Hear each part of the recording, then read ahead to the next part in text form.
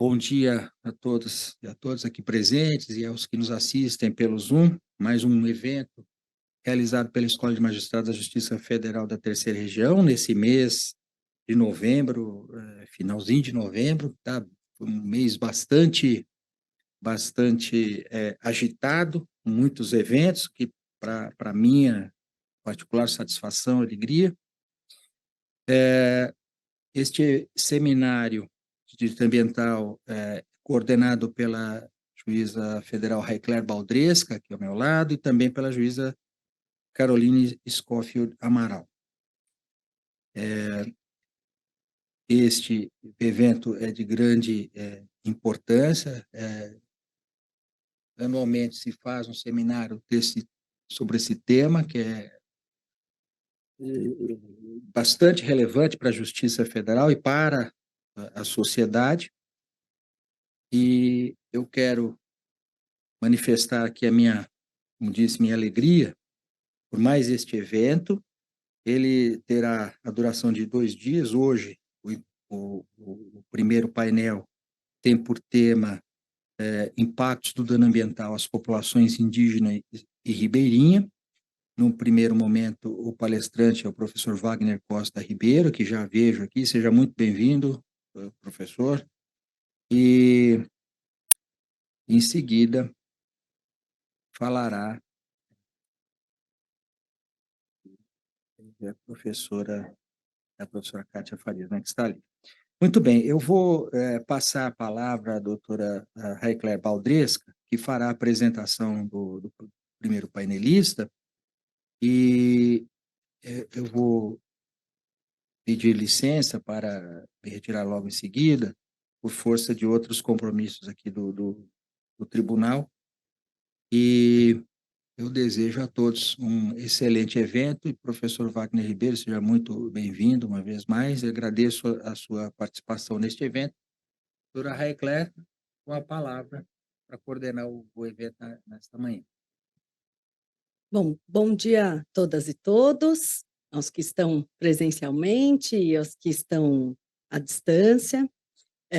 Esse seminário, nós pensamos, né, eu e a doutora Caroline, pensamos juntamente com um grupo de juízes que tem estudado como melhorar a atividade jurisdicional na área ambiental, e especialmente dando uma importância maior para a aproximação da academia com o Poder Judiciário, né? Nessa área ambiental, que é uma área multidisciplinar, que envolve muitas áreas, não só o aspecto jurídico, o aspecto biológico, o aspecto financeiro, o aspecto social, enfim, as áreas que sofrem impactos com a questão ambiental.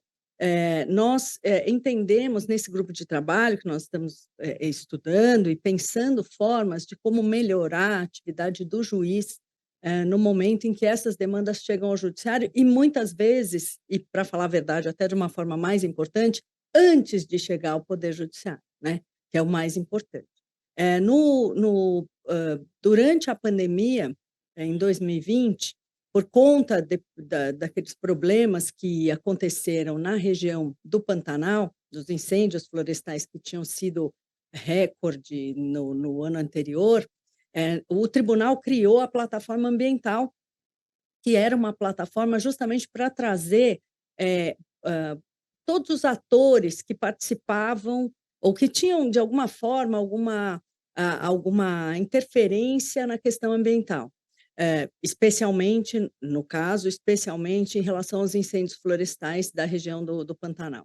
Nós criamos essa plataforma, esse projeto, que foi chamado Projeto Corumbá, e que trazia profissionais de diversas instituições para discutir para construir, na verdade, uma solução para evitar, para prevenir os incêndios florestais nos anos seguintes. Nós até vamos falar disso um pouquinho mais amanhã. Mas a ideia é que essas discussões trouxe, na verdade, foi justamente a necessidade de aproximar a academia e as áreas técnicas do Poder Judiciário. Os juízes, eles recebem os conflitos relacionados à área ambiental e se decidirem com base apenas no que a lei traz, nos elementos que a lei traz ou que a jurisprudência traz, muitas vezes as decisões acabam ficando muito distantes da realidade.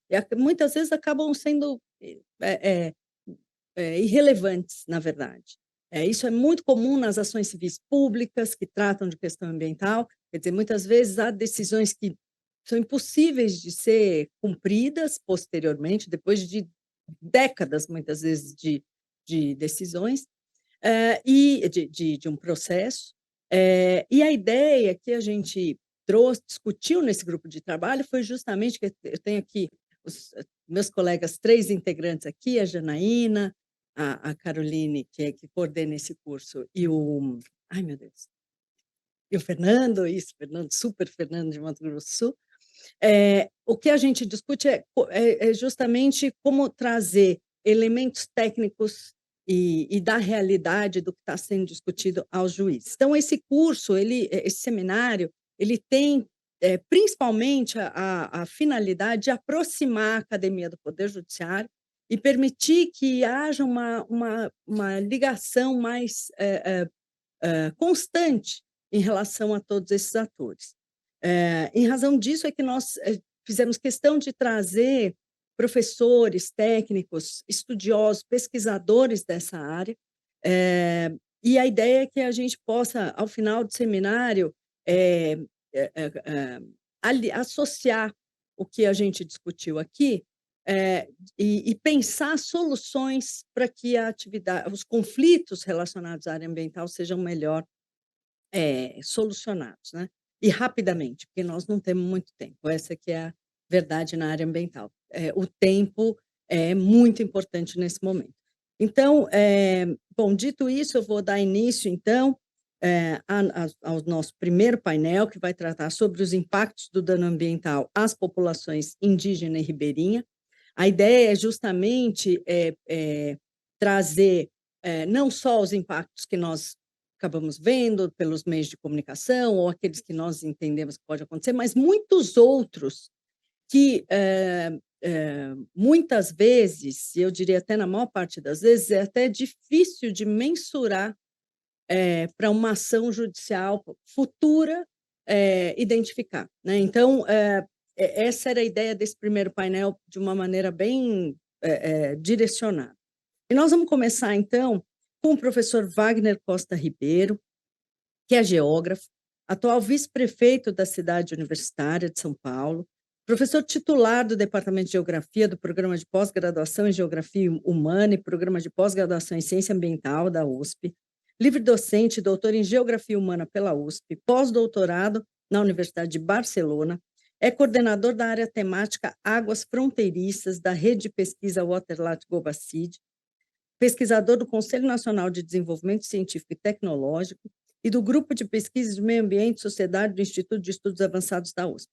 É membro da Rede de Pesquisadores em Geografia Socioambiental e coordenador da Rede de Pesquisas de Geografia das Águas no Brasil, autor de livros didáticos e artigos acadêmicos. Professor Wagner, muito obrigada pela sua presença, pela sua participação aqui. O senhor está com a palavra. Bom dia a todos, a todas. Queria, antes de mais nada, agradecer a oportunidade de participar desse importante momento de aproximação entre o Poder Judiciário e a Universidade. Eu acredito que nós estamos vivendo um momento do Brasil muito singular, onde emerge uma tentativa de, vamos chamar assim, de novo pacto, né, entre poderes. Me parece que eu fico muito preocupado que nessa tentativa alguns estão querendo ir além do que a Constituição prevê, e me refiro especialmente ao Congresso. Enfim, acho que temos aí, então, e eu fico feliz, muito feliz de verdade, em que pese não poder estar presencialmente devido a outros compromissos, mas de estar com vocês, espero trazer uma contribuição. Eu vou tentar compartilhar uma tela, eu sempre digo tentar, porque a gente, às vezes, nesse exercício, acaba tendo dificuldade de acertar. Vamos ver se eu vou... Muito bem. Então, a partir do convite da doutora Caroline, que me deixou muito honrado, eu preparei uma apresentação discutindo a sociodiversidade. Só não quero que ele vá direto, só um pouquinho que ele está em modo autônomo aqui, não vai dar certo. Deixa eu sair daqui de novo. Tá dando, voltou para o começo. Porque eu só queria deixa eu botar aqui tela cheia, se eu posso controlar cada momento. Isso. Então, eu organizei a conversa, né, em digamos, 4 etapas, talvez a terceira eu não precise, desculpe, em 5 etapas, talvez até a quarta eu não precise falar muito, porque, afinal de contas, os senhores conhecem muito bem o Sistema Nacional do Meio Ambiente, as senhoras também, então. Mas organizar, né, o que representa essa sociodiversidade no momento contemporâneo. E aí, acredito que as observações da nossa coordenadora é fundamental, né? Nós estamos diante de um momento muito singular da história da humanidade, onde talvez o conhecimento das comunidades originárias, por exemplo, né, seja difícil de balizar e de valorar, inclusive. E ele é fundamental. Então, é isso que eu gostaria de começar a iniciar, né? Aí, apontar a sociodiversidade e talvez o item 3 e 4, né, como é que isso surgiu na Constituição de 88. É sempre bom lembrar disso, até porque eu imagino que hoje, como eu vivi esse processo todo lá na década de 80, e hoje, certamente, alguns colegas que estão na assistência são muito jovens, talvez não lembrem um pouco de como é que surgiu essa discussão no âmbito da Constituição de 88. E, ao final, apontar umas reflexões que eu gostaria de deixar para o debate, né?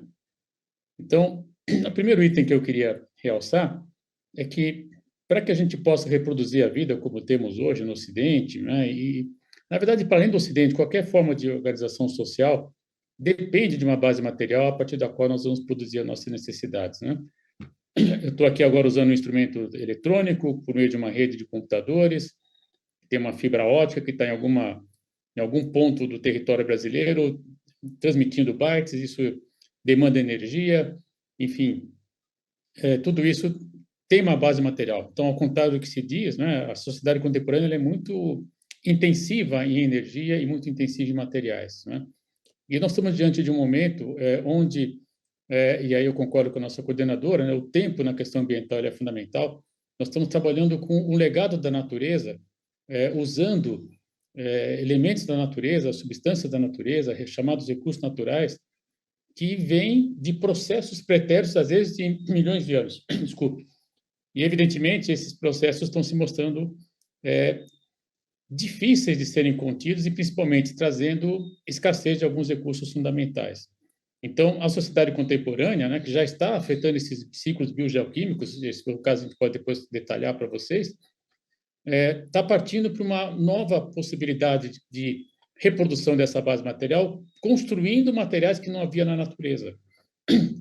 E acho que o exemplo que eu dou mais frequente para meus estudantes é, de fato, por exemplo, essa onda, né, de material esportivo que a gente tem hoje. A gente vai ver que camisetas que repelem o sol, enfim, que são adequadas para determinadas atividades. Se você for olhar com mais cuidado, você vai ver que aquilo tudo é petróleo transformado. Enfim, então nós temos aí uma nova tecnologia a partir de um insumo que não é renovável, que produz, por exemplo, uma gama grande de produtos aí, por exemplo, vinculados ao vestuário. No caso da energia também, né, o próprio processamento do etanol a partir da cana é também uma nova tecnologia.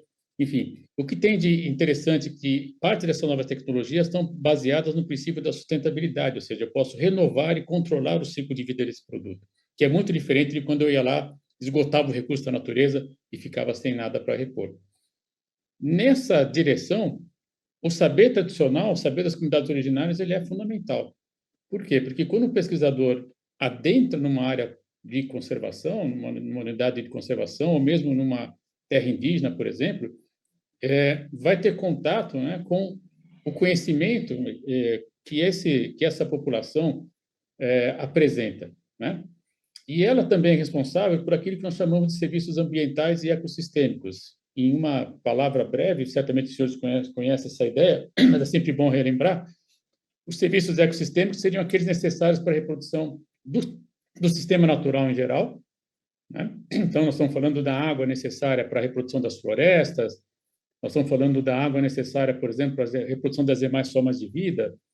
Hoje já tem um debate, certamente os senhores e as senhoras conhecem, que diz respeito ao direito da natureza. Alguns países estão reconhecendo, inclusive, o direito aos rios, né? Direito do rio, desculpa. E os serviços ambientais são aqueles necessários para a nossa organização social. Então, a água que nós necessitamos, as temperaturas que nós precisamos para manter os cultivos dentro do padrão que estamos habituados, né, necessitam de serviços ambientais. Terra limpa, energia solar, enfim, ar de qualidade, entre outras questões. Esse papel fundamental, né, desses serviços ambientais e ecossistêmicos é desenvolvido com grande importância pelas comunidades originárias. E esse serviço não é reconhecido. Daí uma primeira dificuldade, doutora. Nós não conseguimos qualificar e quantificar, qualificar sim, mas quantificar e fundamentalmente valorar esse serviço é uma dificuldade extraordinária. Mas sem esse serviço, teremos enormes dificuldades para manter o nosso estilo de vida, isso que é importante deixar claro. A conservação da biodiversidade, já existem vários relatórios, né, que indicam que nas áreas de terras indígenas, a conservação da biodiversidade é melhor, é mais eficiente do que aquela, por exemplo, encontrada em unidades de conservação. Não vou dizer que é uma falha do serviço público, não vou entrar nessa perspectiva, mas vou dizer a vocês que, desculpe, o estilo de vida das comunidades originárias, que estão aí há séculos, né, nessa área, permite a reprodução do seu modo de vida, mas, ao mesmo tempo, a conservação. Esse é o grande desafio, né?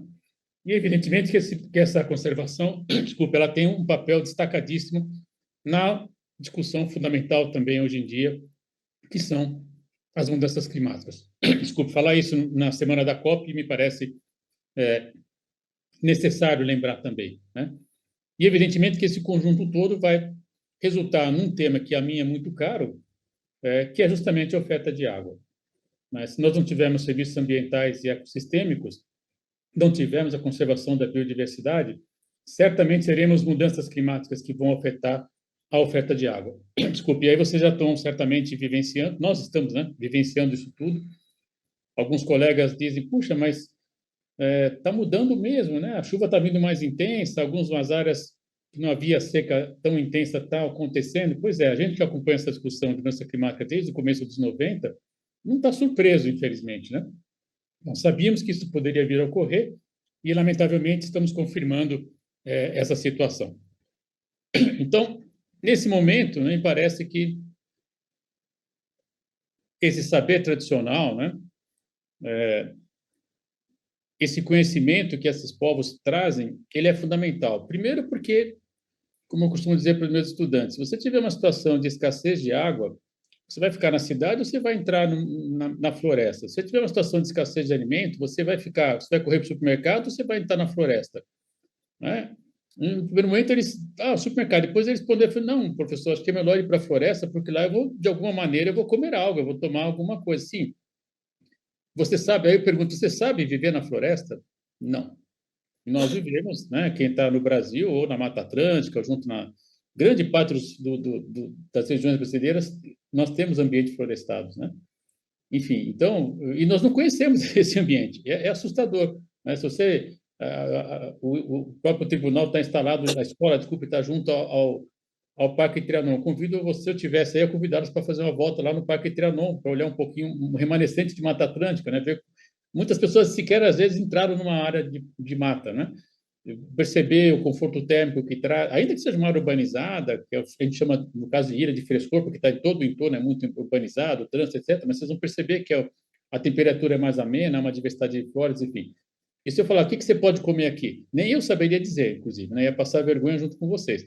Então, nós não temos esse conhecimento, por exemplo, né? Eles têm esse conhecimento. Eles sabem, por exemplo, a dinâmica de um rio. Eles conhecem, por exemplo, eu tive a oportunidade em 2019, entre outras ocasiões, de visitar comunidades ribeirinhas da Amazônia, e me chamava a atenção porque eles tinham edificações em 2 níveis, né? Uma junto ao rio, outra num ponto mais elevado. E eu falei, mas por que isso? Eu falei, não, professor, quando chove e o rio sobe, a gente mora lá em cima, a gente não mora aqui embaixo. Olha, que inteligente, né? Pensar isso, né, para a nossa alternativa, nós que ocupamos, né, a chamada várzea, a área de expansão natural dos corpos d'água, e enfrentamos as dificuldades que vocês conhecem sazonalmente no período de chuvas intensas, por exemplo, no Brasil, isso mostra que temos muito que aprender com eles, né? Enfim, próprio manejo, né, de alimentos, aqui no caso, manipulando mandioca, enfim, são conhecimentos, né, que estão aí amplamente difundidos e que é difícil valorar. Quanto vale esse conhecimento, né? Essa é uma questão fundamental. Agora, as nossas ações trazem impactos diretos para aquilo que eles, para o modo de vida, para o estilo de vida. E me permito aqui comentar uma breve passagem de uma ex-aluna de doutorado, a doutora Shirley Tosi, que é hoje professora do Instituto Federal do Pará.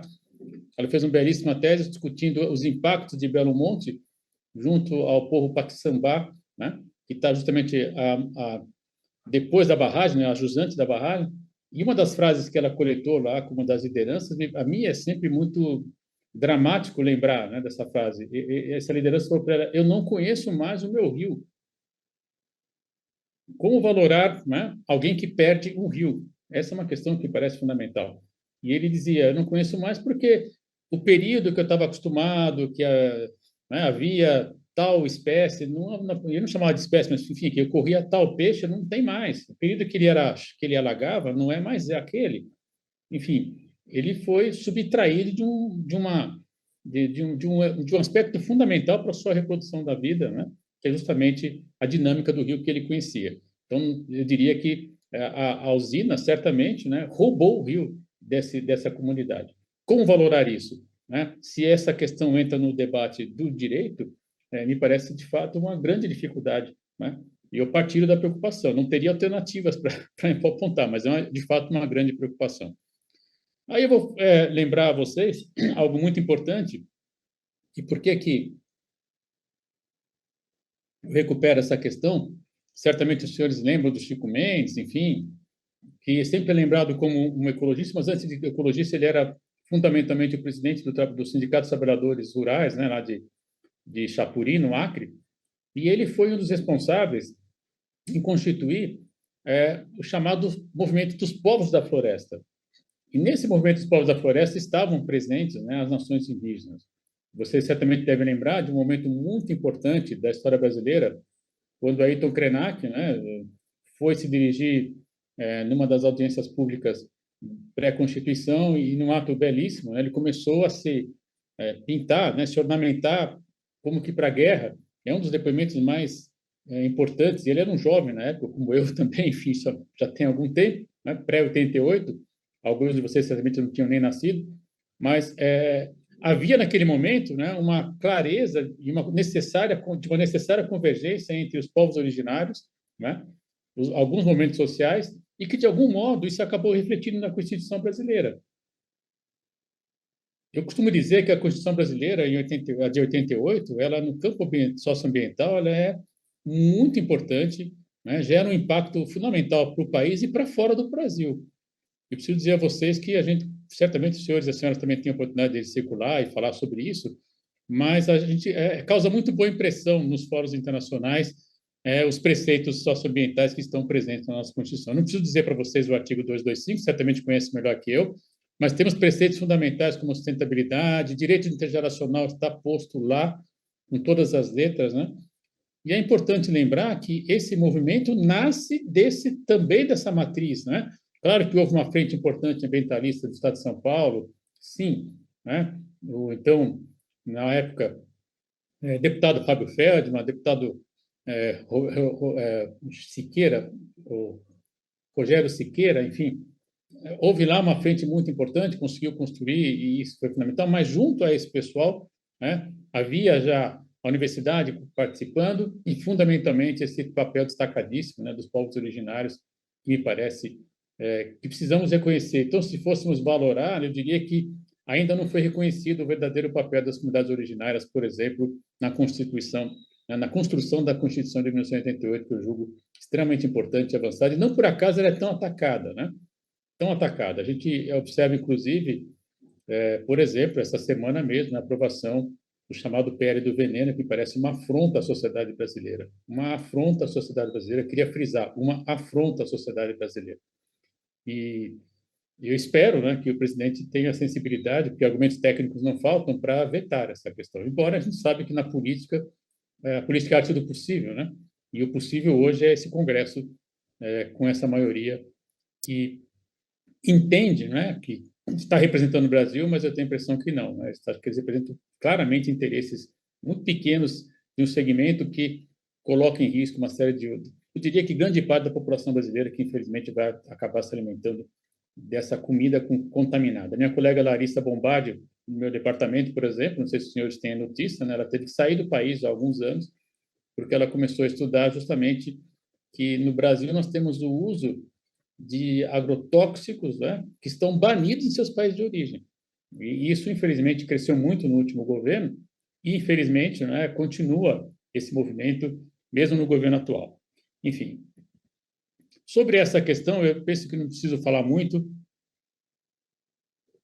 mas eu só queria lembrar que, em diversas etapas do Sistema Nacional do Meio Ambiente, está prevista a participação popular, seja por meio de audiências públicas, em discussões de estudos e relatórios de impacto ambiental, seja, por exemplo, em órgãos colegiados, por exemplo, conselhos gestores de unidades de conservação, né? E é muito pouco frequente nós assistimos à presença dos povos originários, infelizmente, nesses fóruns, né?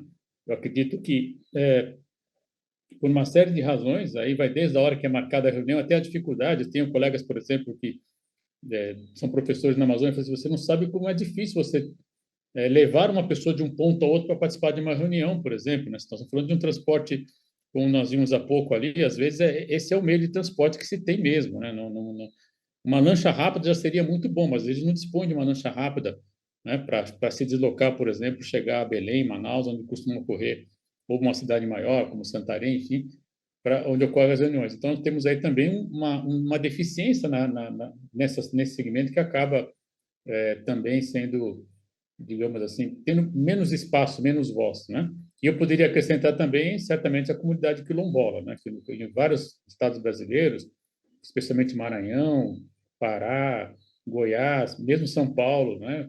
Rio Grande do Sul, enfim, né? Também estão subrepresentados nessa estrutura importante que é o Sistema Nacional do Meio Ambiente, né? E aí eu passo para as reflexões finais. Doutor, eu não anotei o meu tempo, não sei quanto tempo eu tenho ainda, mas eu espero não extrapolar. Ainda tem tempo, sim, professor. Então, tá bom. Então, eu queria, nessas reflexões, lançar algumas questões para nós refletirmos, né? Porque nós temos que ser otimistas. Eu procuro mostrar isso. Essa minha foto, todas as fotos são minhas, tá? Mas essa especialmente é a que eu mais uso. Eu não achei outra melhor, que é justamente a ideia de termos uma trilha, de buscarmos uma alternativa. E aí eu cumprimento realmente a comissão organizadora por trazer esse tema à discussão. Temos que discutir, temos que buscar alternativas, né? Ainda que ela possa ser tortuosa, longa, né? Mas há uma perspectiva, né? Nós temos que ter essa perspectiva, essa preocupação. E eu gostei muito dessa imagem, dessa trilha, essa especialmente, as anteriores, algumas fotos da Amazônia, etc., mas essa aqui da Serra da Cantareira, em São Paulo, do que engordador, se tiver a oportunidade de conhecer. Você talvez nem tenha mais esses pneus lá, mas, de qualquer modo, me pareceu um uso interessante, né, de adequação de um material de alto impacto, mas, ao mesmo tempo, dando uma perspectiva, né? Olha, temos que construir algo e não é fácil. Vejam que alguns pneus estão fora do lugar, alguns mais gastos que outros, né? Esse processo, ele é assim mesmo, ele é difícil, né? Mas a primeira pergunta que eu acredito que nós temos que fazer é qual o modelo de inserção do Brasil na economia do século XXI? Lembrando que já passamos mais de um quinto do século XXI. É muito curioso, né? Nós já estamos na segunda metade da segunda década do século XXI. Essa pergunta cabe hoje, não há dúvida, né? Nós vamos apostar no modelo de um país exportador e vendedor de commodities? Essa me parece uma questão fundamental, porque esse modelo é que gera os impactos agudos junto às comunidades originárias. Nós vamos partir para uma economia, para produtores, né, de conhecimento, à luz desse novo paradigma que está posto hoje, da biosociotecnologia, né, a partir da qual nós podemos produzir produtos de alta tecnologia e que possam suprir a nossa necessidade. Essa é uma pergunta fundamental. O governo passado certamente fez a aposta em manter o país como um país extrativista e produtor de produtos primários. Acredito, né, eu estou na universidade, já agora em dezembro eu completo 34 anos como docente da USP, que muito me orgulha, mais 2 anos antes disso, no setor privado, também com educação, e tenho que dizer aos senhores e senhoras que há muito conhecimento qualificado nas universidades brasileiras, como há também muito conhecimento qualificado no setor judiciário, como há muito conhecimento qualificado no setor do Itamaraty, por exemplo. Há técnicos do IBAMA com alta capacidade técnica. Nós temos aí, nunca se teve tanto no Brasil, usar uma expressão que tem sido muito frequentemente empregada, tanto conhecimento, né, na área socioambiental. Eu tive o prazer de participar da criação da área de ciência ambiental na CAPES. Começamos na época com 34 programas, hoje são mais de 100 programas. Né? Quantos mestres e doutores são formados nessa área hoje? Nós temos hoje um corpo técnico na Agência Nacional da Água, em que pesa a gestão complexa, para dizer o mínimo, né, que está lá posta, mas temos técnicos altamente qualificados no IBAMA, no ICMBio, a CETESB em São Paulo, a SABESP em São Paulo, que sem nenhuma justificativa técnica se quer privatizar, por exemplo, que é um absurdo, é outra afronta à sociedade brasileira, especialmente aos paulistas, porque não há nenhum argumento técnico que uma empresa rentável que cumpre bem seus papéis e que, inclusive, gera recursos para o próprio Estado, seja privatizada. Não há menor argumento técnico para isso, a não ser uma visão principista. Então, eu diria que toda essa questão está baseada fundamentalmente no modelo de inserção que nós queremos para o país do século XXI. Sem essa premissa, nós não vamos, de fato, conseguir pautar esse debate fundamental, porque ele tem relação direta com a confrontação com as demais formas de organização, especialmente povos indígenas. Né? Esse modelo de expansão de ocupação vai gerar, de fato, esse problema central, que é a luta por fronteiras, a luta por espaço, né? Esse alargamento dos processos produtivos que vai envolver necessariamente o confronto, infelizmente, com as comunidades originárias. O segundo aspecto que eu queria comentar com os senhores e senhoras é de que modo essa condição geográfica dos sistemas naturais brasileiros podem ser valorizados no sistema internacional. E aí nós temos uma singularidade, e eu, como geógrafo, falo isso muito à vontade, tendo como mestres a professora Isa Absaber, Carlos Augusto Figueiredo Monteiro, José Pereira de Queiroz Filho. Eu sei que o direito gosta muito de referenciar, né? Eu já tive a oportunidade de ler alguns trabalhos, sempre aprendo muito. E esses mestres todos mostram que nós temos uma condição geográfica extremamente singular. Nós temos uma biodiversidade extraordinária, mas temos também associada a ela uma sociodiversidade. E essa combinação de bio-sociodiversidade que nos coloca numa posição absolutamente singular. Né? Eu confesso aos senhores e senhoras que, como eu estou nessa discussão desde o final do começo dos anos 90, participei da Rio 92, da Rio +20, enfim, vários fóruns multilaterais aí discutindo essas questões. Lá em 92, nós pensávamos que a grande convenção que viraria, digamos assim, o carro-chefe para as questões socioambientais nas Nações Unidas seria a Convenção da Biodiversidade, justamente por conta que ela trabalha essa possibilidade de inovação com o conhecimento tradicional. Depois, a mudança climática acabou ganhando muito mais projeção, enfim, a ponto de estarmos numa emergência. Mas se vocês lembrarem das emergências ambientais atuais, a conservação da biodiversidade está presente. E quando nós olhamos para o mapa do mundo, desculpa, minha cachorra está latindo agora, nós temos aí apenas 17 países que têm uma biodiversidade importante, e o Brasil, além da bio, tem também a sociodiversidade. A vantagem é que isso traz para nós um conhecimento muito importante de chegar junto às áreas protegidas, às florestas, e ter ali uma informação qualificada que pode nos ajudar muito a encontrar alternativas, né, para o uso sustentável dessa mata em pé. Então, ninguém está falando de congelamento do uso, ao contrário, é um uso inteligente a partir do conhecimento que essas comunidades possuem. E aí, outra pergunta que me parece fundamental é quem ganha e quem perde com a flexibilização da legislação ambiental e com o aumento do desmatamento. Acredito que, nesse aspecto, né, o direito tem um papel fundamental. O artigo 225 ele é muito claro. Né? É dever do Estado manter para gerações atuais, e aí olha como o documento de 88 é fundamental, e para gerações futuras, um ambiente adequado, etc. Enfim, não vou repetir para vocês, certamente vocês conhecem muito bem esse artigo. E ele me parece que está sendo desconsiderado. Nós estamos assistindo uma flexibilização muito preocupante, ao ponto de um ministro, o ex-ministro do Meio Ambiente, falar que ia passar a boiada numa reunião e passar impune, embora ele seja alguém da área do direito, né? Ao ponto desse mesmo cidadão ter criado um fórum para discussão de multas ambientais, que nunca funcionou direito, e isentou, né? Ganhou tempo, no mínimo, né? Para que essa... Eu vou usar uma palavra talvez um pouco dura, mas não sei se no âmbito do direito eu poderia usar, mas o crime do desmatamento, vocês depois me corrijam se eu acho que talvez não possa usar a palavra crime, mas aí me permitam uma licença poética, certamente não é um crime, mas o ato do desmatamento, que é considerado legal, né, ele foi cometido e ficou, enfim, sem nenhum tipo de consequência no âmbito jurídico, porque criou-se um instrumento que se mostrou absolutamente incapaz de resolver o problema, né? Certamente os senhores e senhoras conhecem o instrumento, não vou aqui. E imagino que muitos dos senhores e senhoras, já que é um público de juízes e juízas, teve oportunidade de opinar sobre essa questão, imagino eu, né? E aí, caminhando para o final, acredito que nós temos que pensar em 4 temas fundamentais, né? O primeiro, a justiça ambiental, que é um conceito que aí eu já orientei, tive a fortuna, né, e a felicidade de orientar colegas, né, que vieram da área do direito, a professora Pilar Vilar, que hoje está na Unifesp, a procuradora Lucilene, que agora já está aposentada, mas trabalhando aqui em São Paulo, professor do Paraná, enfim, entre outros, e estou me lembrando das 2 agora, os outros vão ficar bravos que eu não lembrei, mas não tem problema.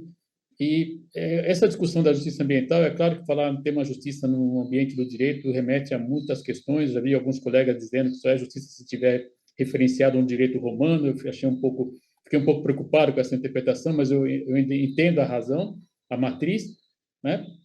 Mas se nós pensarmos na justiça ambiental como se discute hoje na academia, é justamente a necessidade de que precisamos manter as condições de habitabilidade para todas as formas de organização social do planeta. E isso me parece um desafio extraordinário. Não é simples.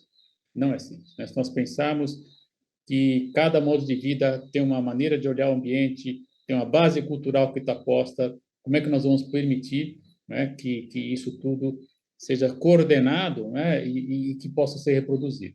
Então, esse parece um grande desafio conceitual e teórico, mas que nós temos que enfrentar, né? Outra premissa que me parece muito importante, os Objetivos do Desenvolvimento Sustentável. Tive a oportunidade agora, no mês de março, de participar da segunda reunião da ONU. Vejam vocês, né? A segunda reunião da ONU, 50 anos para discutir água. Uma substância fundamental para a nossa organização social, todas as formas de vida, e demais formas de vida também, né? Da manutenção dos sistemas dos serviços ambientais ecossistêmicos. E essa reunião ela teve como pauta justamente avaliar o andamento dos ODS vinculados às questões da água, por exemplo, né? O 17 Objetivos do Desenvolvimento Sustentável me parece uma premissa fundamental, importante. Se será cumprido ou não, eu costumo dizer o seguinte: eles são, no mínimo, metas, né? Nós temos aí bandeiras, né, para perseguir. E é melhor ter uma meta do que não ter nada, né? Então, eu acredito que os ODS servem, sim, como um parâmetro, né? Hoje, felizmente, nós temos aí uma discussão bastante rica acumulada sobre a sustentabilidade. A ideia de uma sociedade sustentável está indo muito além da apenas produção, né? E os ODS, me parece que, ao listar esses 17 campos, né, com as suas submetas, nós temos aí mais de 100 metas para serem conquistadas. Isso não é uma tarefa pequena, e eu acredito que o direito pode ajudar, sim, se assumir, por exemplo, premissas, né, em suas manifestações, né, dos ODS. Acho que teria aí um vasto e importante lastro jurídico, teórico, né, e também da comunidade internacional. Outro aspecto que me parece muito importante é o famoso diálogo de saberes. Hoje não, já há algum tempo se fala em ciência pós-normal, enfim, a ciência que considera o conhecimento não científico no sentido da ciência clássica, né, de demonstrar uma hipótese que seja universal, reproduzível, né? Enfim, reconhecer que as comunidades originárias têm um conhecimento e que ele é fundamental, que ele nos auxilia a manter o nosso estilo de vida, me parece o primeiro ponto. Como valorar isso, senhora coordenadora, é difícil, né? Mas é preciso reconhecer. Reconhecendo que esse saber é importante, me parece já uma premissa fundamental para emitir opinião no caso de uma situação conflitiva, né? Porque, lamentavelmente, muitas vezes se esquece que esse saber existe, não o considera, né? Nós assistimos recentemente, a imprensa divulgou isso, né? Uma manifestação de uma representante do setor judiciário bastante contundente, eu diria, e no mínimo inadequada. Eu sei que ela foi aí chamada em outros fóruns, etc., internos, mas, infelizmente, me parece que é uma situação que está além daquele comportamento, não é um comportamento isolado, eu diria, né? Em especial quando envolve, por exemplo, povos originários, né? Ainda há pessoas que acreditam, eu não entrei nem na discussão aqui, porque seria o palco de outro tema, mas, por exemplo, na necessidade das áreas indígenas terem o tamanho que tem.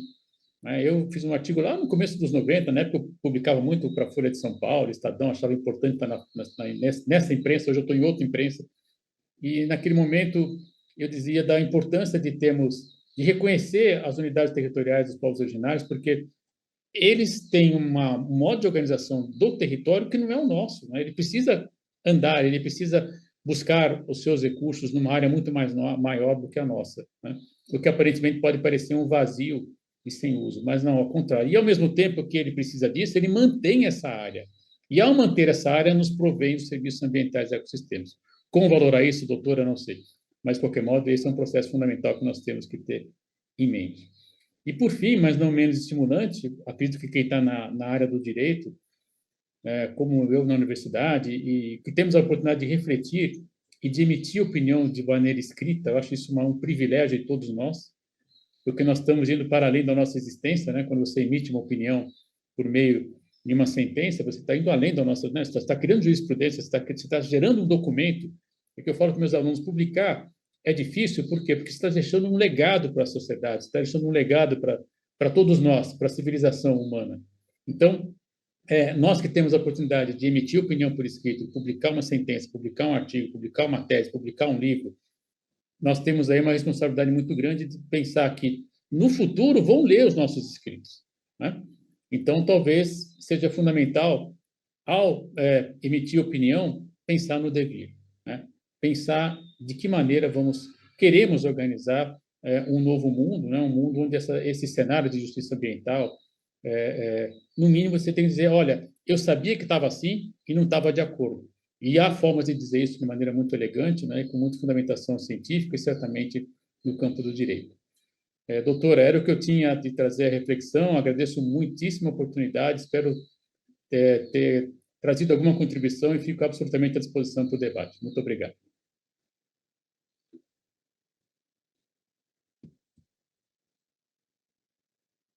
Muito obrigada, professor Wagner.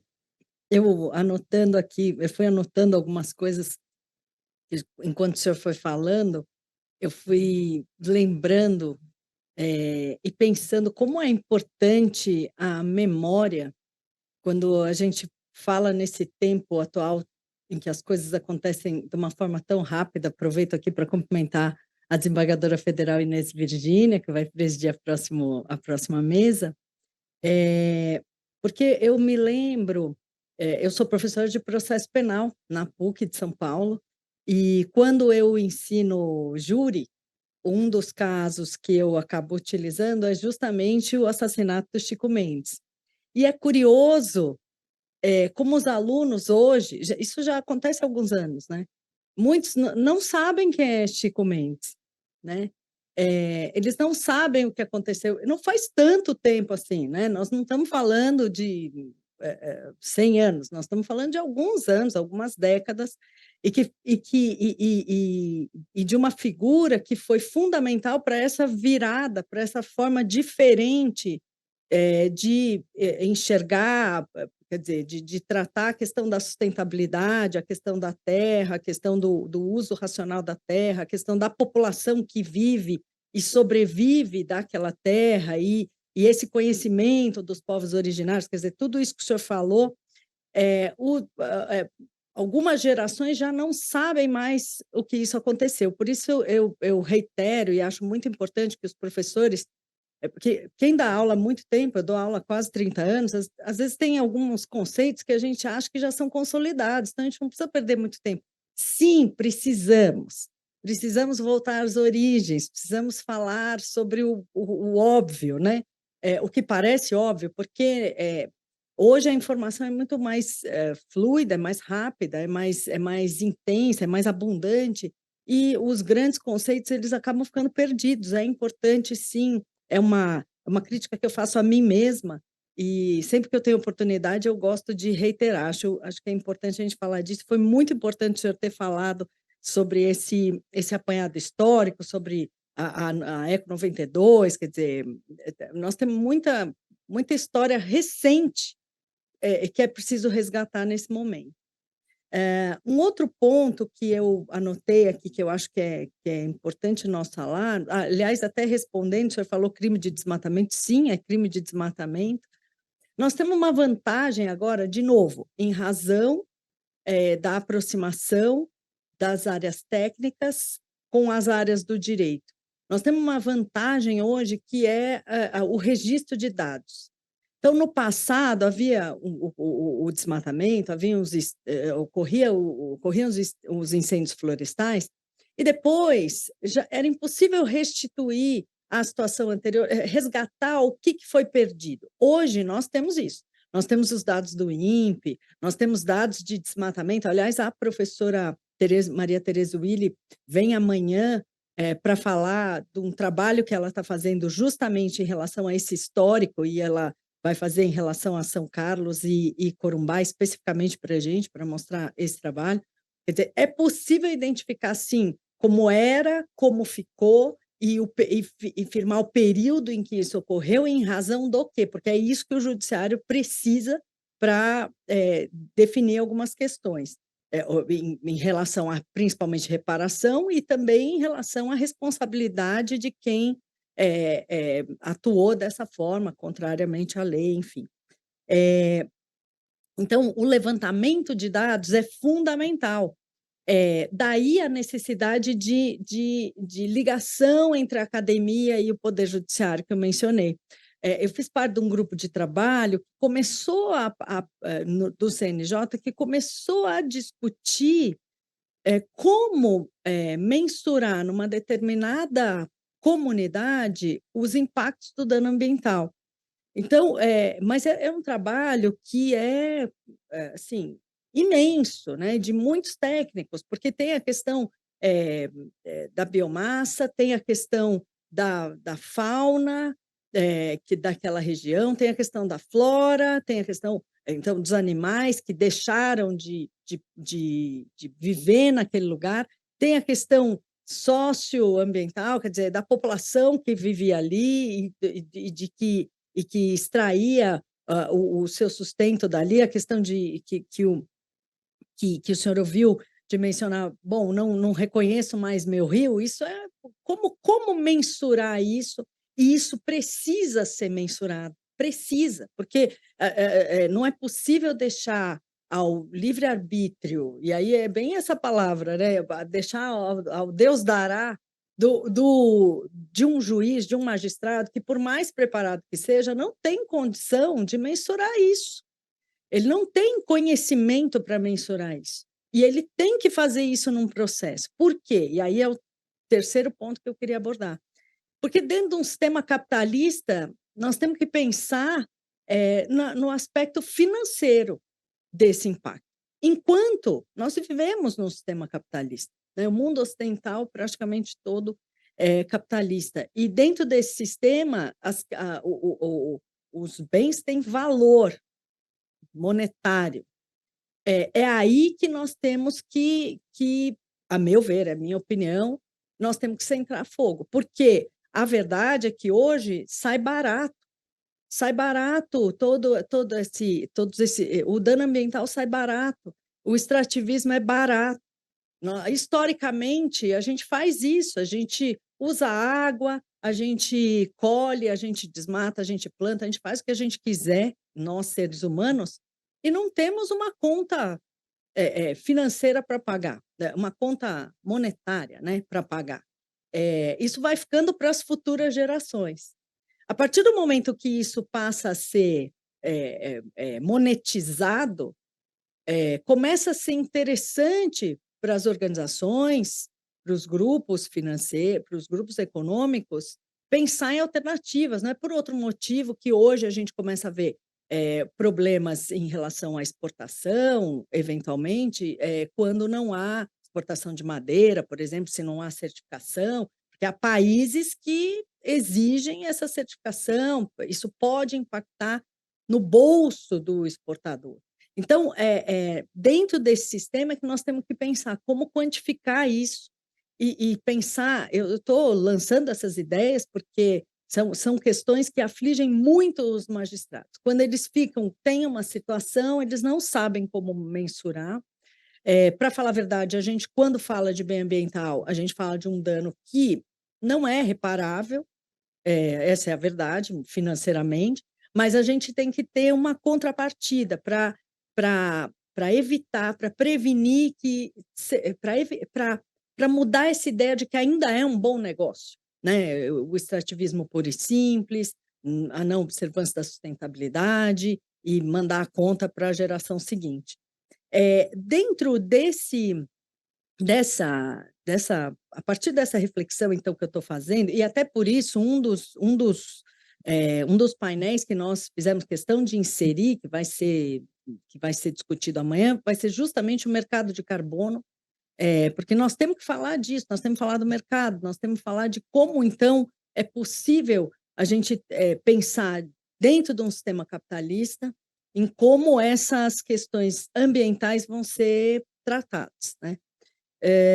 E aí, a partir das reflexões é que eu faço uma pergunta antes de passar até para a nossa audiência, se há perguntas. Eu gostaria de saber, professor Wagner, como o senhor vê, ou se é que o senhor consegue vislumbrar, como o Poder Judiciário tem se comportado, como poderia fazer diferente, como poderia contribuir com essa discussão, principalmente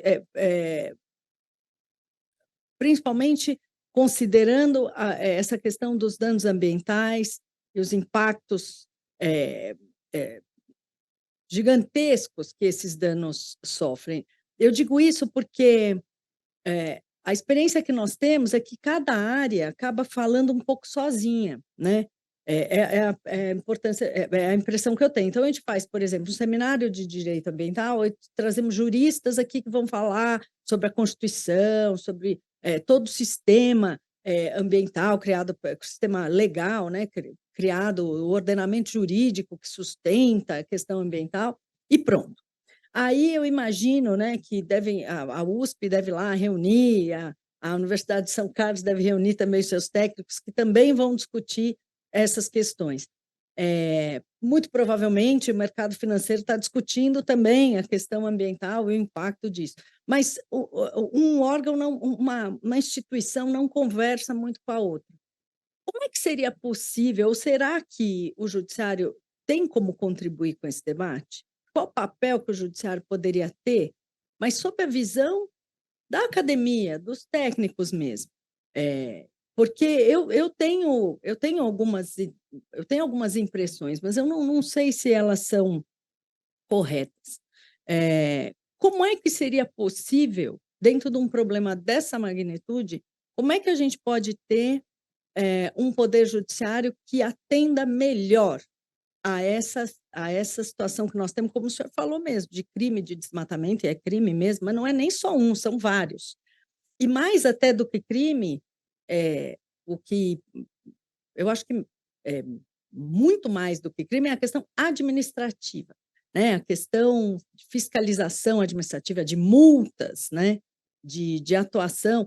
Isso a gente sabe que existe, esse sistema existe. Como é que o Poder Judiciário pode, de alguma forma, contribuir com esse debate? É a pergunta que eu deixo para o senhor. Não é fácil, né? O senhor pode escrever aí um doutoradinho, né? São teses e teses sobre isso. Mas... De fato, doutor, eu agradeço a pergunta e vejo como uma provocação, na verdade, porque, de fato, eu tive já a oportunidade de participar de algumas bancas, né? E a minha leitura da área do direito, quando eu sou convidado, felizmente, com alguma regularidade, pelos colegas, principalmente da São Francisco, a professora Ana nos deu, a professora Elizabeth Meirelles, entre outros, né? Enfim, por aí eu acabo chegando um pouco. E eu acredito que há, sim, uma contribuição crítica, né? De vários colegas que atuam na área do direito. Mas eu diria que talvez a premissa mais fundamental é, de fato, o tempo que nós temos, né? E o tempo ele está cada vez menor. E uma maneira de colaboração, que eu já fui, inclusive, às vezes convidado para opinar, outras vezes para sugerir pessoas que possam opinar, na preparação da manifestação, né? Existem já corpos técnicos, o Ministério Público, eu sei, por exemplo, que tem, né? Os juízes não têm, infelizmente, um assessor técnico específico da área, mas se ele puder vir a recomendar, a sugerir, né, uma intervenção, uma análise, como um terceiro, né, acho que seria, por exemplo, uma alternativa bastante interessante. Mas eu acredito que talvez, se fosse um pouco mais ousado, eu diria, seria que muitas vezes na peça, né, você não pode, por uma questão do princípio de operação do direito, dar mais voz para um segmento, né? Você tem que às vezes ouvir todas as vozes que estão presentes lá. Mas com raras vezes eu diria que algumas das vozes que eu citei há pouco, né, são chamadas a opinar, e especialmente lideranças de povos originários, quilombolas e comunidades ribeirinhas, né? Eu, nessas andanças que a gente faz de vez em quando pela Amazônia, eu aprendi uma nova expressão, chamados beiradeiros, né? É uma categoria que eles criaram para aí, sim, tá todo mundo, tá o caboclo, tá o indígena, tá o quilombola, tá todo mundo lá. E esses beiradeiros, às vezes, né, sofrem muito, por incrível que pareça, com falta d'água, né? Nós estamos vendo agora a seca na Amazônia, por exemplo, o Rio Amazonas especialmente, e a comunidade que depende da água para se deslocar não consegue ir de um ponto a outro escoar sua produção ou pegar algum insumo fundamental para sua organização. Então, eu acredito que o primeiro item seria, de fato, ouvir esses segmentos, né? Mas ouvir de verdade, né? Ouvir de fato e ponderar e ter talvez a necessidade, né? E eu acho que aí seria, não sei quantos dos senhores e senhoras tiveram a oportunidade de visitar uma unidade de conservação, de visitar uma terra indígena, de visitar uma comunidade quilombola. Acho que isso seria muito importante, porque vai desmitificar, né? Eu, como geógrafo, a gente adora fazer um campo, né? Como eu costumo brincar com meus alunos, a gente tem que ir para o campo, né? Tem que verificar, tem que ouvir. Aprendemos muito no campo. Eu agora aprendi que posso usar a palavra crime sem culpa. Às vezes eu achava um pouco, falei, não sei se então se é crime, obrigado, né? Ótimo, vou usar agora com fundamentação jurídica, inclusive. E acredito que é claro que com o acúmulo de processos, a falta de pessoas, nós sabemos como está o serviço público no Brasil, não é de hoje, não vai melhorar então no curto prazo, infelizmente. A própria automatização de processo, enfim, tem uma série de questões que estão postas aí que não preciso retomar, mas talvez promover visitas de campo, né, como parte do processo, acho que seria muito interessante, né, e talvez, não sei, talvez isso possa ocorrer já uma situação ou outra, mas ter como uma prática, né, fazer uma visita de campo. E agora, algumas situações são incomensuráveis, não tem métrica possível, né? Estou me referindo, por exemplo, o que ocorreu mesmo agora com Belo Monte, né? Mais recentemente com Brumadinho, Mariana, nós estamos falando de áreas enormes com um passivo ambiental absolutamente difícil mesmo de balizar, né? No caso mas já sabemos o que não fazer, né? No caso de Mariana, constituiu-se uma instituição privada, né? A Fundação Renova, que fundamentalmente não conseguiu cumprir seu papel, infelizmente, eu diria, né? E esse me parece um modelo a não se reproduzir. Houve lá um acordo, né? O Ministério Público acabou aceitando esse tipo de ação, mas me parece que não é a melhor forma, porque quando você terceiriza a culpa ou a responsabilização sobre a mitigação do dano causado, isso me parece um princípio que nós não deveríamos mais adotar à luz da experiência da Renova. Eu acho que é curioso, porque quando você conversa com um representante das empresas responsáveis, ele fala, não, mas eu fiz minha parte e o que eles pedem eu dou, eu forneço. A operadora lá, a fundação, por seu turno, negocia com o setor judiciário e também com as comunidades, né? Mas o responsável de fato, e ao fim e ao cabo, acaba. Nós não sabemos até agora, né? Não tem uma sentença ainda sobre os responsáveis, né? Recentemente houve, mais uma vez, uma tentativa de tomada de posição, mas ainda não conseguiu, isso até onde eu estou informado. Posso estar mais informado, acho que por volta de setembro, se eu estou bem lembrado. Então, eu diria, doutora, que é de fato uma situação muito importante, mas o diálogo ele é fundamental, né? Eu participei já de grupos de trabalho do Ministério Público, com muita honra, para discutir o plano diretor, né, na época, algumas gestões atrás, com reuniões técnicas. Eu sou muito ruim dos nomes, então, mas eu me lembro que era o promotor Marcelo, talvez vocês o conheçam, da área de estudos urbanos, né, no Ministério Público de São Paulo. Enfim, há uma possibilidade de diálogo, de interlocução, né, e eu acredito que essa oportunidade que estamos tendo aqui é mais uma ponte, né, para que a gente possa aí, se eu não puder atuar e eventualmente auxiliar em algum processo, indicar pessoas que têm também capacidade técnica de contribuir para a elaboração de laudos, enfim, que possam ajudar a formar uma opinião sobre uma situação conflituosa, porque agora, insisto, né, o nosso tempo está muito curto, a devastação ela é muito acelerada, né? Nós estamos vendo em que pese o governo atual conseguir diminuir o desmatamento, mas ele ainda é muito grande, né? Diminuir é importante, sim, mas ele tem que ser zero, não temos mais tempo, né? As mudanças climáticas já estão em curso e o nosso desafio agora é evitar que elas se tornem a mais agudas. Não sei se eu ajudei na resposta, mas enfim, obrigado. Ajudou sim, muito obrigada. É bom saber que a gente está, pelo menos, no caminho certo, né? Pensando da mesma maneira, ou no mesmo sentido. Eu aproveito aqui para registrar a presença do desembargador federal Antônio Morimoto, muito obrigada, bom dia.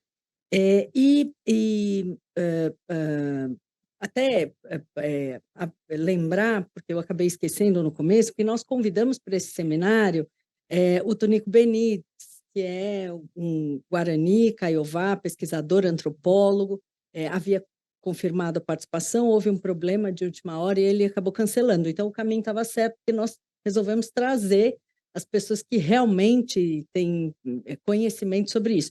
Agora, já anotei aqui, não havia pensado as visitas de campo, acho que realmente elas são importantes. Nós temos um trabalho, a Justiça Federal tem um trabalho da Justiça Itinerante em Mato Grosso do Sul, que recentemente até teve uma edição sensacional, a doutora Caroline vai falar sobre isso, mas talvez até como uma participação na formação do juiz, logo que ele é aprovado no concurso, eu pensei isso agora, acho que isso é interessante. Mas então, já aproveito, eu vou passar a palavra para a doutora Caroline, pois não, doutora? Bom dia a todos, professor Wagner, satisfação tê-lo aqui na nossa escola. Doutora Raiclay, é interessante isso, porque ontem eu e a doutora Marisa Santos participamos na OAB de um seminário sobre perícias, realizado pela OAB de São Paulo e da Associação Nacional dos Peritos. E uma das falas foi exatamente sobre inspeção judicial, porque a inspeção judicial é um meio de prova previsto no nosso Código de Processo Civil, na verdade, previsto no ordenamento jurídico brasileiro, desde as ordenações filipinas, e extremamente pouco utilizado, não só pelo judiciário, que pode determinar a realização desse meio de prova de ofício, mas também ele não é requerido pelas partes. Todas as inspeções judiciais que eu fiz, seja no Mato Grosso do Sul ou em São Paulo, sempre foram de ofício, né? E para a instrução probatória de processos complexos e todo processo que envolve dano ambiental é, por si, um processo complexo, a inspeção judicial ela é muito necessária, muito adequada. Tanto que o próprio CNJ, percebendo isso, editou agora em outubro um guia prático de inspeções judiciais, trazendo 6 passos de orientação para que os magistrados se sintam motivados ou incentivados a realizar inspeções judiciais, ou seja, sair do fórum com todas as partes, seus prepostos, assistentes técnicos, né, professora Kátia, professor Wagner, e ir ao local do dano, onde que está ali o fato posto e não o fato pressuposto no processo, né? Um mergulho visceral no mundo da vida. Então, eu acho que esse guia prático de inspeções judiciais, ele vai auxiliar a talvez uma construção de uma cultura jurídica, né, para que as inspeções judiciais possam ser realizadas especialmente nos processos complexos, e também o CNJ, eu acho que é atento a isto, a questão das visitas técnicas obrigatórias nos conflitos fundiários, né, com a resolução 510 de 2023. Então, acho que são passos importantes que nós estamos tomando em relação a isso. Eu acho que é exatamente uma questão de mudança paradigmática, né, construção de uma cultura jurídica. E depois, se eu puder, eu queria fazer uma pergunta para o professor Wagner. Posso já emendar? Eu já ia até abrir para perguntas em geral, quem tiver perguntas para fazer aqui já pode sinalizar, e se houver pelo chat, podem me encaminhar. O professor Wagner ele é um grande especialista em águas transfronteiriças, publicou um livro recente, e o Tribunal da Terceira Região, né, tem jurisdição sobre o Mato Grosso do Sul. Nós estamos aqui com o colega Fernando, Eu e a Janaína passamos também pelo Mato Grosso do Sul, Ponta Porã, e uma coisa que sempre me preocupou algo que eu também não tenho resposta é: nós temos águas transfronteiriças no Brasil e comunidades indígenas transfronteiriças. A comunidade do Mato Grosso do Sul, Guarani Kaiowá, ela é, na sua própria origem, transfronteiriça. O Guarani Kaiowá, ele não é brasileiro, ele não é paraguaio, ele é Guarani Kaiowá e fica ali dos dois lados da fronteira. E nós temos ali também no Mato Grosso do Sul o Rio Paraguai, o Corumbá, que também são rios transfronteiriços, isso no Brasil inteiro. A questão do dano ambiental em águas transfronteiriças e o impacto das comunidades indígenas transfronteiriças, o que eu via na fronteira é que, às vezes, assim, não adianta o Brasil cuidar do lado de cá e o Paraguai não cuidar do lado de lá. Aconteceu uma vez, eu vi uma queimada enorme, eu falei, tá tendo queimada aqui em Ponta Porã. Aí o pessoal, não, doutora, é no Paraguai. Não, mas assim, o Paraguai é do outro lado da rua, né? E a gente foi uma vez pela Infam, na comunidade Axaninca, no interior do Acre, ali quase divisa com o Peru. E eles sofriam da mesma coisa, estavam, sei lá, menos de 1 hora de rio da fronteira com o Peru. A exploração de ouro e a contaminação do rio no Peru, que ali também era um rio transfronteiriço, não me lembro qual que era o nome, também contamina do lado de cá. Então, eu falei assim, gente, é um problema de direito interno ou é mais, nesse momento, um problema de direito internacional? Então, professor Wagner, queria também fazer uma provocação, né, na sua visão que estuda tanto as águas transfronteiriças e seus impactos. Como que a gente pode cuidar do lado de cá e exigir o cuidado do outro lado do rio? Muito obrigada.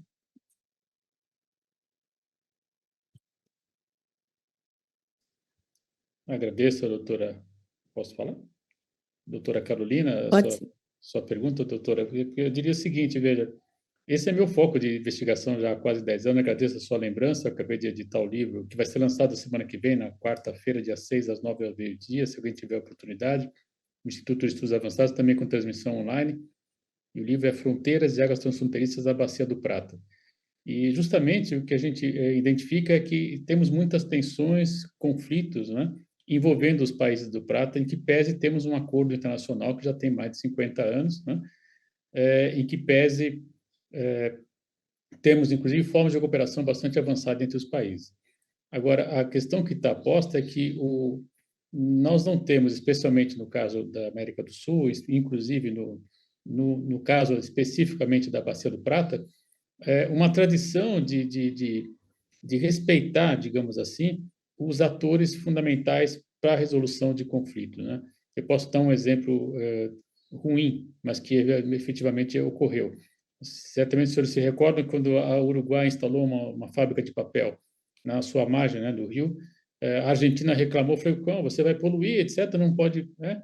Enfim, gerou-se uma polêmica no começo desse século agora, e essa polêmica chegou ao Tribunal Internacional de Haia.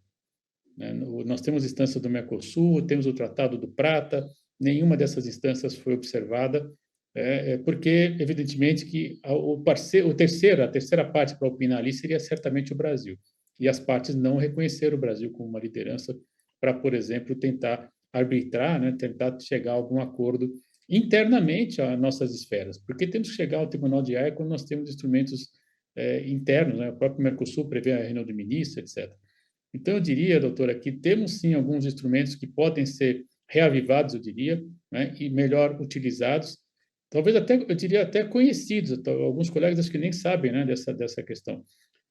Existe, por exemplo, o Comitê Intergovernamental da Bacia do Prata, que envolve os países da Bacia do Prata, que depende, lamentavelmente, de recursos externos aos próprios países do Prata para operar. Nós não temos lá, infelizmente, um corpo técnico qualificado, permanente, que possa estar preparado para situações de confronto como essa que a senhora relatou, né? Essa é uma questão central, né? E agora, já temos as instituições, isso que me parece importante. Então, do meu ponto de vista, nós deveríamos fortalecer essas instituições, estimulando os governos, né, a aportar os recursos que são previstos, mas que não chegam, para que a gente possa ter ali, sim, um corpo técnico qualificado, de modo a prevenir ações dessa ordem. Porque uma coisa a senhora constatou e é verdade, né? Qualquer que seja a margem do rio, se eu fizer um dano, ele vai passar para o outro lado. O rio ele tem sua dinâmica própria e ele não respeita as fronteiras, evidentemente, né?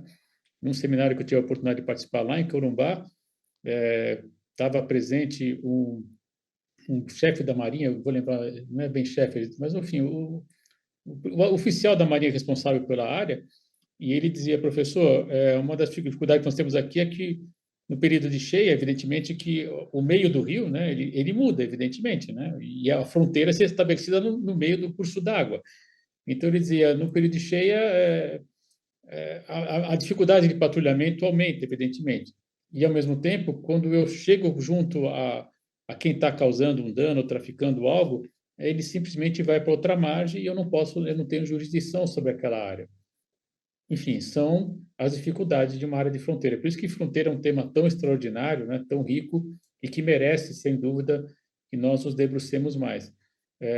Eu diria que há uma colega do Rio de Janeiro, a professora Gisela Pires do Rio, ela diz que nós temos uma região transfronteiriça, na verdade, né, porque há um fluxo de pessoas, de materiais, legal ou ilegal, posto lá. E podemos agregar também a isso os fluxos da natureza, sejam eles causados pelos processos dos serviços ambientais e ecossistêmicos, seja também aqueles gerados pelos danos. Ter essa clareza já me parece algo importante. Agora, nós não temos, de fato, jurisprudência sobre os países vizinhos. Poderíamos vir a ter um acordo, né, de cooperação, e isso, a experiência de Itaipu Nacional é muito interessante, porque há um esforço importante do Brasil, dada a assimetria, né, com o Paraguai, por exemplo, em capacitação de técnicos paraguaios, ao ponto, inclusive, de hoje você ter diretores paraguaios e diretores brasileiros, né? Isso foi, eu diria que avançou bastante. Mas, ainda assim, a assimetria permanece, nós temos dificuldades, sim, de, digamos assim, olhar para o problema e, principalmente, considerar os dois lados dos dois países, vamos dizer assim, na tomada de decisão. Existe um instrumento, né? Está aí o comitê, né, intergovernamental, temos o Tratado da Bacia do Prata, mas esses instrumentos estão um pouco valorizados, infelizmente, né? E no caso da Amazônia não é diferente também. O TCA também, infelizmente, em que pese ser uma instituição importante, já com alguma tradição, né? Era o Tratado de Cooperação Amazônica, que depois virou Organização do Tratado de Cooperação Amazônica, e carece das mesmas dificuldades. Não tem um corpo técnico fixo, permanente e recursos para poder ter uma vida plena, né? E, desse modo, organizar a cooperação. Porque me parece que a grande alternativa é a cooperação entre os países, para diminuir a simetria, evidentemente, deixar claro que o problema causado de um lado vai afetar o outro lado também. Não sei se eu respondi, mas, enfim, agradeço o desafio. Obrigada, professor. Sim, nós temos perguntas, acho que temos do chat. Então, É do chat. Então, é do vamos lá, chat. vamos às perguntas. Ela é de Rodrigo Soares de Macedo, né? Considerando que as áreas de relevância ambiental são ocupadas por povos alvos de exclusão social e sem representatividade nos órgãos de poder, como poderíamos superar o entrave do racismo socioambiental e a ausência de representatividade dessas populações? E qual seria o papel contramajoritário do judiciário? Vamos lá, doutor. É outra pergunta que daria uma bela tese, um livro, enfim, né? Mas eu agradeço. É que é tudo Está sendo muito fácil, estimulante, viu? viu? Tudo fácil. Tudo pergunta fácil, né? Mas conversar com o juiz é assim mesmo, né? Sempre muito complexo, mas estimulante, né? Agradeço também a pergunta, eu não tenho nome, mas enfim. Veja, eu diria o seguinte: a questão do racismo ambiental de fato, socioambiental, enfim, é uma questão fundamental. Esse tema nasce nos Estados Unidos da América, certamente os senhores sabem, tem todo esse histórico, mas hoje se usa muito a expressão justiça ambiental ou injustiça ambiental, procurando ir além da dimensão do racismo, né? Mas, embora nós sabemos também que o racismo está posto, né? Infelizmente, e especialmente na sociedade brasileira. A gente fica muito orgulhoso quando vê alguém como a Djamila Ribeiro, né, ser convidada para ser professora na Universidade de Nova York, por exemplo, recentemente, toda a repercussão que a Conceição Evaristo consegue ter hoje, e uma frase dela que eu acho extraordinária: eu comecei a escrever com 40 anos e comecei a viver plenamente com 70 anos. Falei, puxa, tem alguns anos ainda para começar a viver plenamente. Já comecei a escrever antes que ela, mas ainda não vivo plenamente, não estou com 70 ainda. Enfim, eu acredito que nós temos aí hoje pessoas que vocalizam muito bem algumas questões socioambientais fundamentais. O problema, e aí o senhor tem razão, né, essa vocalização ela não é ponderada na tomada de decisão, né? Talvez porque é um tema esse um pouco mais complexo, mas porque o próprio judiciário, o Itamaraty, né, ele não tem uma representatividade muito grande, né, de pessoas não brancas como eu e outros tantos, né? Eu não sou branco, né? não sou negro retinto, como se diz por aí, e tenho que dizer aos senhores e senhoras que também já sofri preconceito na universidade, não foi, ainda mais quando eu entrei, imaginem vocês, há quase 40 anos atrás, né, havia, de fato, um certo estranhamento.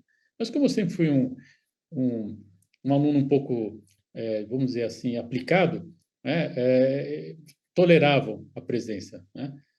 Mas hoje ainda sou uma figura minoritária, ao ponto de, em 40, quase 35 anos, vamos arredondar, eu assumi o cargo de gestão no último ano, enfim, por exemplo, né?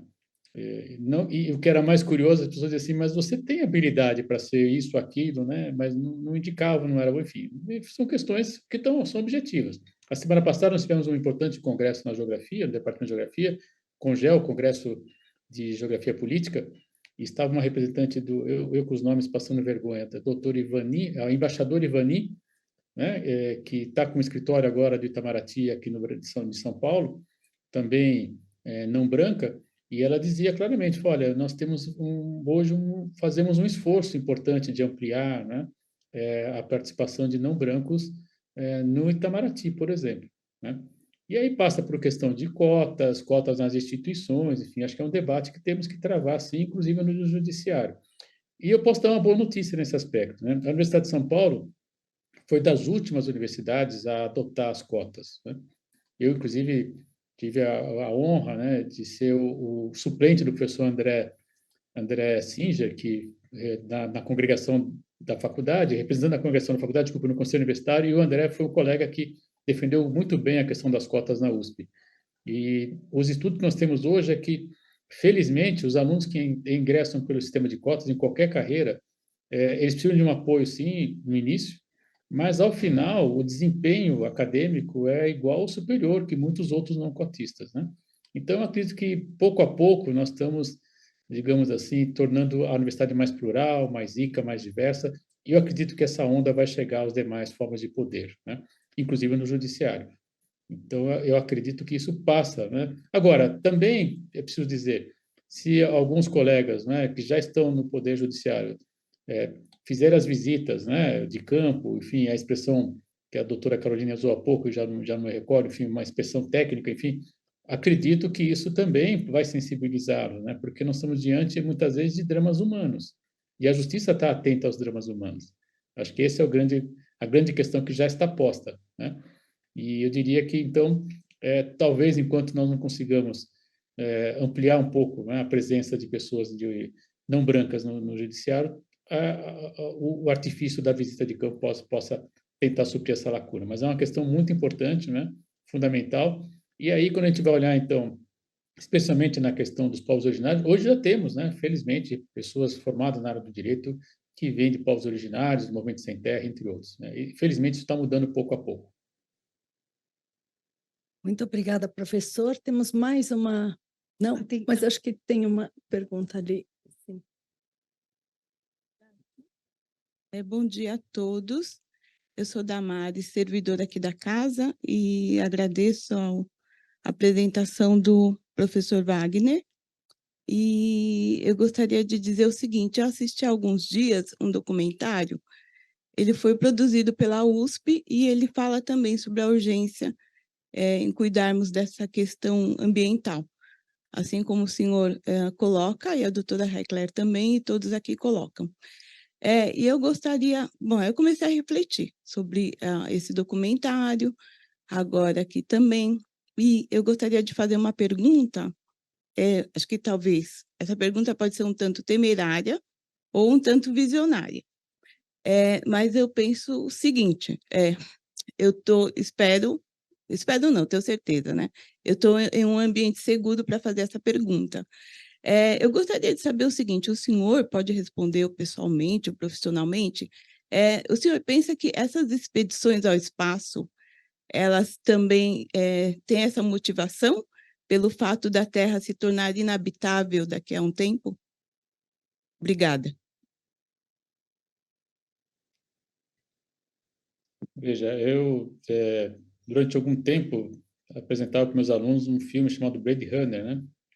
E discutimos o filme em sala de aula, depois apresentava outros, Sabado Zabriskie Point, enfim, e outros tantos, né? Acho que a linguagem cinematográfica, especialmente para essa geração, eles são muito mais... Mas hoje, acho que eles não têm paciência de assistir um filme de 1h30, né? Eles querem uma coisa mais curta, mas, enfim, eles são muito atentos a essa forma de linguagem, né?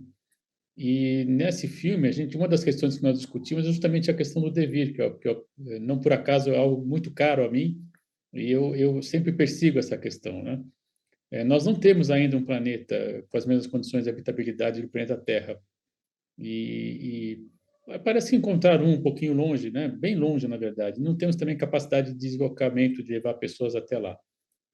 Já temos, sim, para ir até a Lua, né? Mas a Lua ainda é um ambiente muito inóspito. Então, eu diria que, sim, é possível que essas camadas mais abastadas, aparentemente hoje querendo fazer turismo, né? Um turismo curioso, para dizer o mínimo, teve um pessoal que quis fazer uma expedição fundo do mar, infelizmente não foram bem sucedidos, né? Eu lamento, inclusive, né?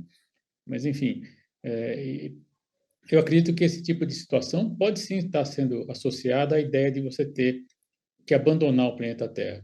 E eu, quando falo isso com meus alunos, eu brinco com eles e falei, bom, imagine você, sou professor titular do Departamento de Geografia, mais de 100 artigos publicados, 30 livros, mas olha, eu brinco, né? Eu sou São Paulino, vocês viram também. Vai que o cara que está na fila é corintiano, eu vou ficar lá atrás, já pensou, né? Ou palmeirense, enfim, que agora está mais em voga, né? O Corinthians não está com muito poder, mas o Palmeiras está com muito poder. Falava, o senhor, São Paulino, vai para o final da fila. Enfim, é uma brincadeira, mas ao mesmo tempo, de fato, nós temos aí uma situação que gera preocupação, né? E que diz respeito, na verdade, a essa maneira pela qual nós olhamos, aí me permitam um pouco mais de filosofia, a maneira pela qual nós olhamos a exterioridade contraposta à interioridade da consciência, aquilo que nós chamamos de natureza, né? Quer dizer, enquanto nós olharmos para a natureza como algo a ser usurpado, né? E possamos esgotar os recursos, não vai haver planeta que suporte essa maneira de olhar para a natureza. Porque hoje esgotaríamos o planeta Terra, no futuro, qual planeta seria? Enfim, essa é a pergunta que está posta. Então, eu diria que, de fato, é possível, sim, que essa questão esteja no horizonte, sim. Né? Assim como já tem gente falando também em cidades construídas junto ao mar, ou mesmo submersas, né, com sistemas de refrigeração, de circulação de ar, isso tudo não é mais ficção científica, né? Agora, a pergunta, aí a relação com o racismo ambiental e com a justiça ambiental é direta, né? E quem vai ficar? É um pouco aquela imagem do filme Blade Runner, né? Se vocês bem se lembram, como é que se mostrava aquela Los Angeles bastante caótica e um mundo para além, né? Que não fica muito claro onde é aquele mundo, mas enfim, a ficção resolveu de maneira muito conflituosa, eu diria. Então, acho que nós temos instrumentos bastante importantes, né? Capacidade técnica para evitar esse tipo de situação. E me parece que infelizmente, né, esse debate não está muito posto para a sociedade contemporânea, né? As pessoas ainda acham que vivem para consumir, trocar de aparelho celular a cada 3 meses, de automóvel todo ano, ter 3, 4, enfim, residências, enfim. Ainda não perceberam o real significado da vida, né? Estão associando ainda ao ter. E o ter, esse consumismo, está levando a essa aguda devastação dos processos históricos que a natureza nos deixou, né? Então, é um problema bastante grande e estrutural mesmo. Bom, eu agradeço, professor Wagner, foi muito boa a sua explanação, o compartilhamento das suas ideias, a sua manifestação sobre a posição da academia nessa questão ambiental. Agradeço em nome da escola o senhor ter aceito esse convite, espero que outras oportunidades surjam para o senhor voltar a conversar conosco, e agradeço também as pessoas que estão presentes aqui e que estão nos assistindo online. Nós vamos fazer, então, um breve intervalo de uns 15 minutos para a próxima mesa e já voltamos, então, daqui a uns 15 minutos. Obrigada, professor Wagner.